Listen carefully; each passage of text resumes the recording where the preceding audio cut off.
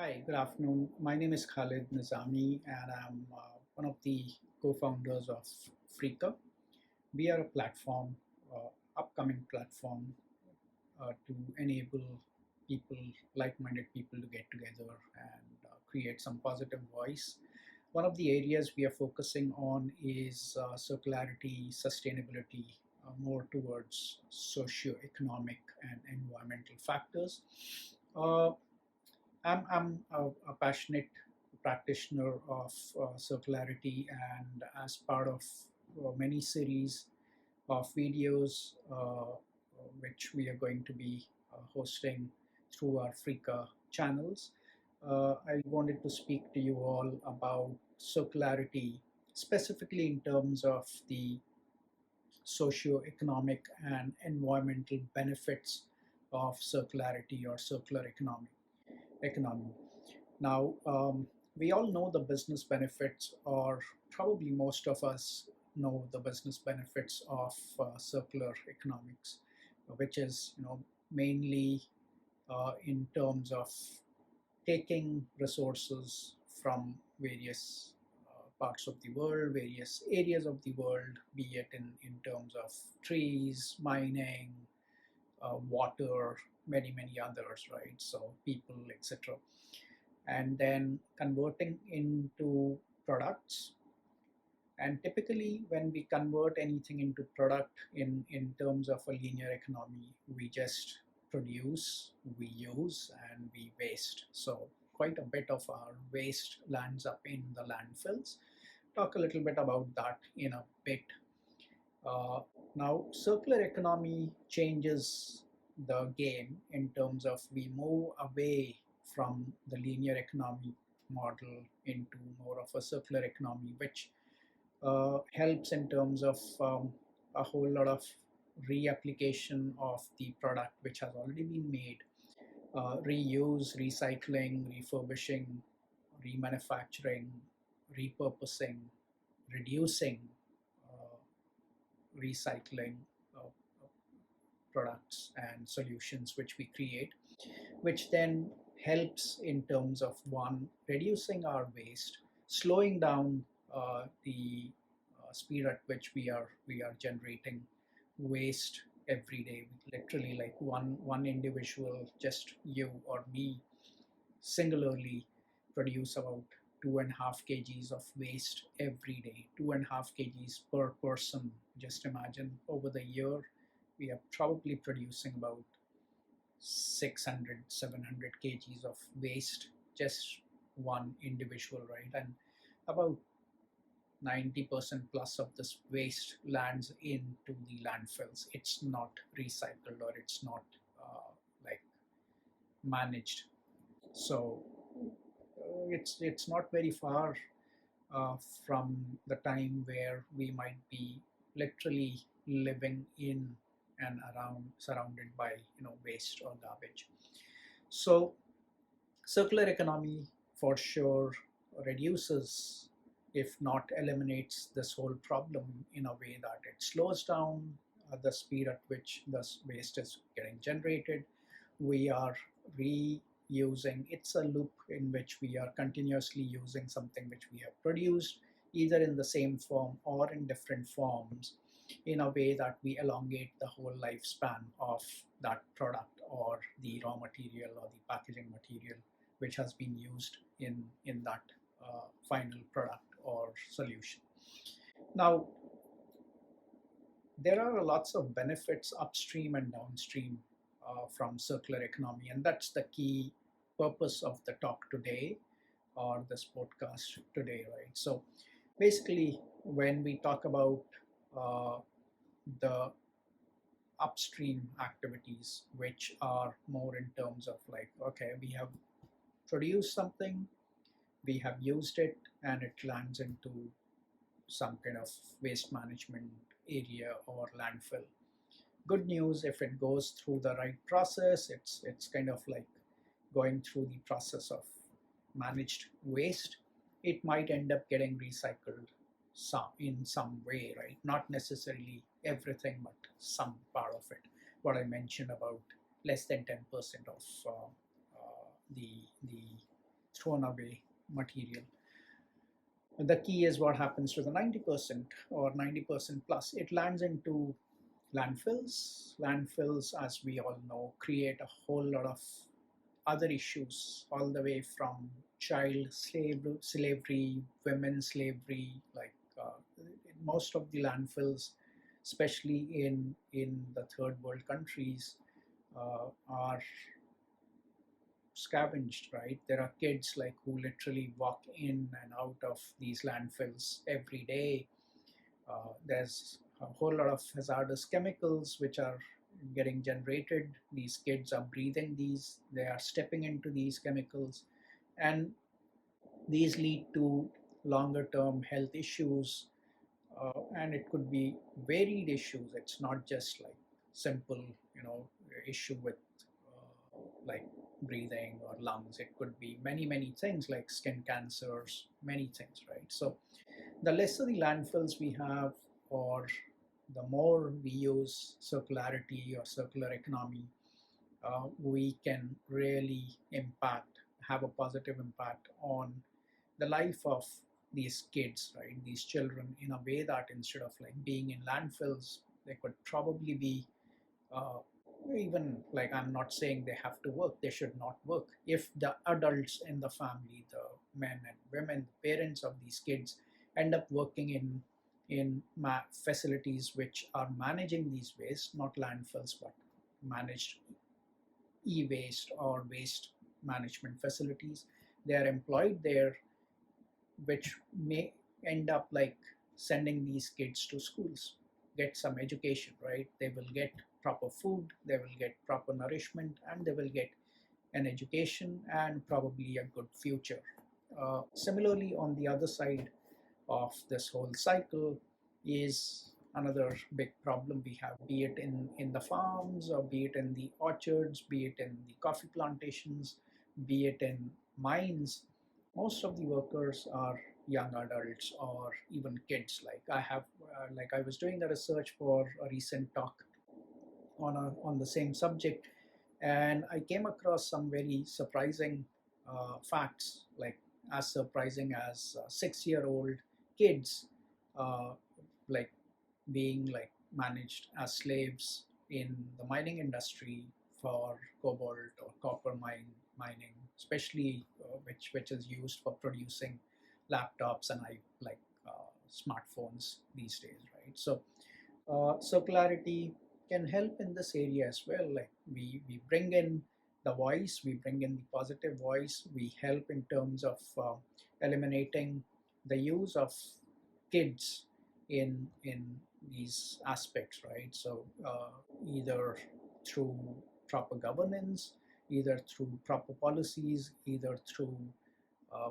good collaboration with the right agencies, and ensure that like the right people are working in the right areas. One second, we are not just digging up the earth to extract these uh, critical elements which are used for the production of the technology or the electronic goods these days, right? Similarly, on the plantations and the orchards, like coffee plantations or cocoa plantations, these are like areas where lots of children work, and with proper governance policies and the use of circularity, we can ensure that uh, like these kids have the opportunity to live a life as a kid. One, get an education, get a better life. Like they don't really have to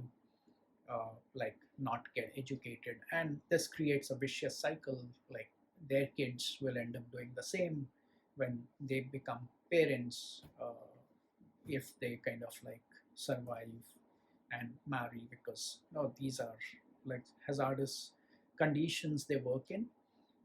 It's not healthy, and they are very young, right? So we really need to look at the key benefits of circularity in a way that we can make a proper good influence on both the sides of like uh, the taking and the waste management areas. Uh, Circular economy offers 4.5 trillion of economic opportunity, which is huge. 4.5 trillion dollars of an opportunity just in the area of reducing waste, stimulating innovations, and creating employment. So as I said, right facilities managing waste, not the landfills, not the dumps, not dumping into some ground, not dumping into water, but really managing the waste well, creates a whole lot of opportunity in a healthy manner, right? So people are taken care of. It's done the right way, and we end up moving away from 10% or less than 10% waste being managed to a higher percentage of waste really being managed in a way that it is used, it's recycled for a better purpose, right? Be it in the form of just recycling to another new product or a byproduct, or maybe even manure and things which can be used in agriculture. On the other side, it really encourages innovation. Like people have to think smart in a way that what can we do to make better use of the the the material which we have extracted either from the earth or from the water or from even the plantations, etc. Be it the clothes we wear, right? There are a number of organizations which are producing or reproducing clothes from like what was previously already manufactured, right? So there's recycling of product. So I don't want to name any, but there's quite a number of them which are doing this. So it is a critical area which we really need to think about and really act on, right? So uh, like uh, something which I have been thinking about is what kind of world are we going to leave for the next generation or the next generations for that matter? Are we going to leave a whole beautiful world, or are we just going to leave a whole world as an HOLE world, right? World full of holes.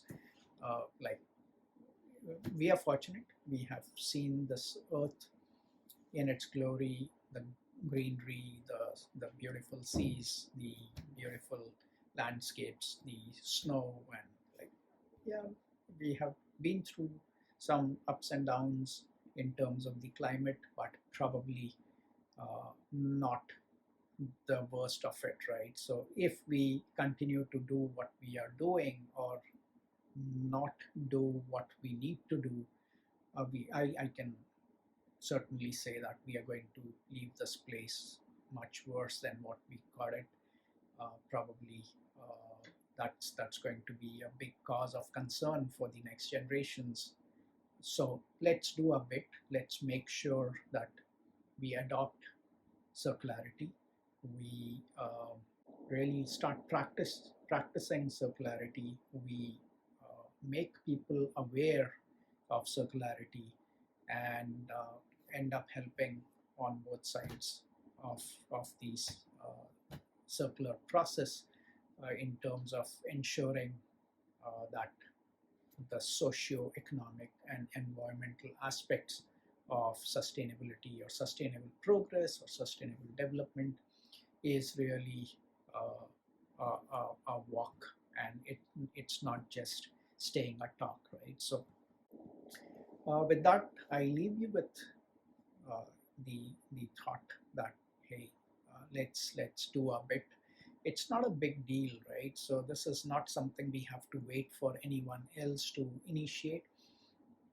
Everyone can start small. Everyone can do a little bit of circular economic practices, adopt them in your lives. It could be as simple as, okay, I'm not going to use anything plastic from today, or it could even be much lesser. I'm not going to make use of any poly bags or polythene bags from today, or I will not use straws from today, or I will move to using like metal bottles or copper bottles for drinking water, right? So move away from plastic.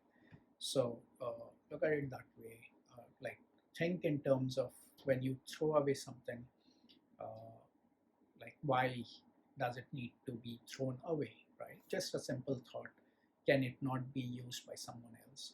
I was just talking to one of my friends who's a very passionate person himself in this area yesterday, and he told me that just during this month, the fasting month for Muslims, there's 15,000